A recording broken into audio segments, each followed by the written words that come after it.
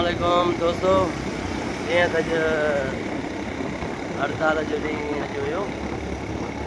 Road तक़रीबन 1% हले पियो, 100% ही बंदि न थियो आहे। हिन में कुझु कोचूं ने कुझु वेगनूं ने जेके सफ़र ते रवंदा आहिनि, हेवी ट्रैफिक जेका आहे उहा रोड ते गाइब आहे, उहा 1% आहे। बाक़ी होटलूं पंप फुल थी विया आहिनि।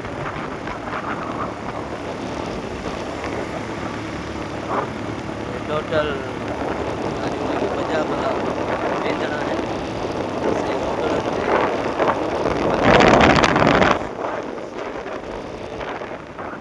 रोड बिल्कुलु ख़ाली लॻा पिया आहिनि। 1% रोड हले पियो, बाक़ी 99% रोड बंदि आहे।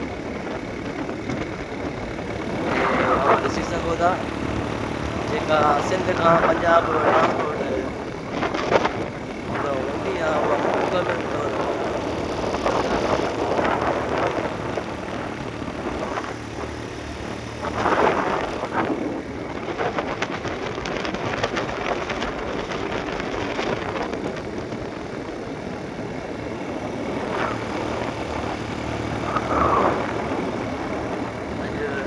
जिस्कम वारनि जो फीतारो का हड़ताल हुई, शटर बंदि का हड़ताल हुई। 20/4/2025 ट्रांसपोर्ट जी सूरत हाल इहा आहे।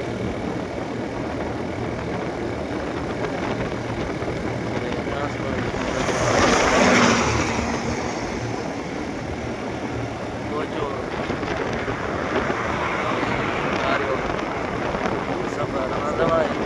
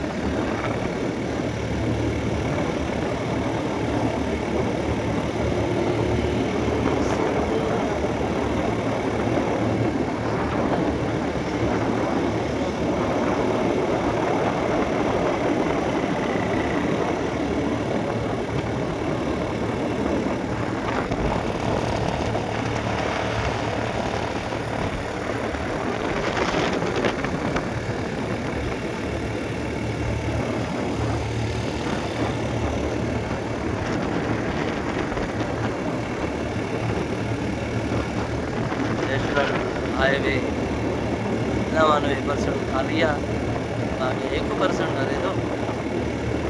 उहो 1% ईअं हले पियो त का वेगन आहे, का कोच आहे, उहा मुसाफ़िर पंहिंजे मंज़िल ते रवंदा आहिनि।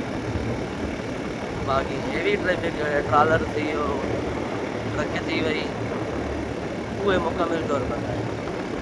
बाक़ी थोरो घणो सिलसिलो शुरू आहे।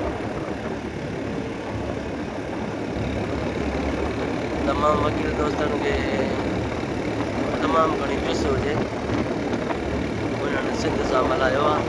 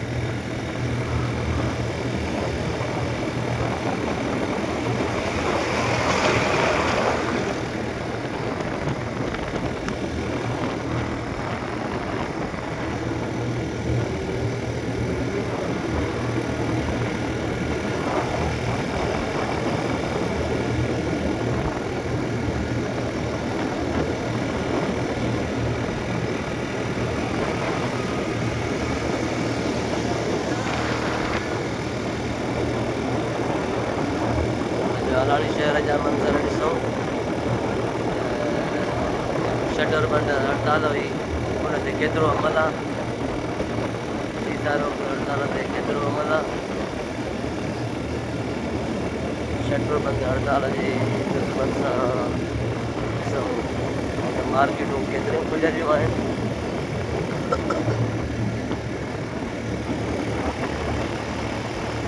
याराणी शहर अञा ताईं त 90% बंदि आहे।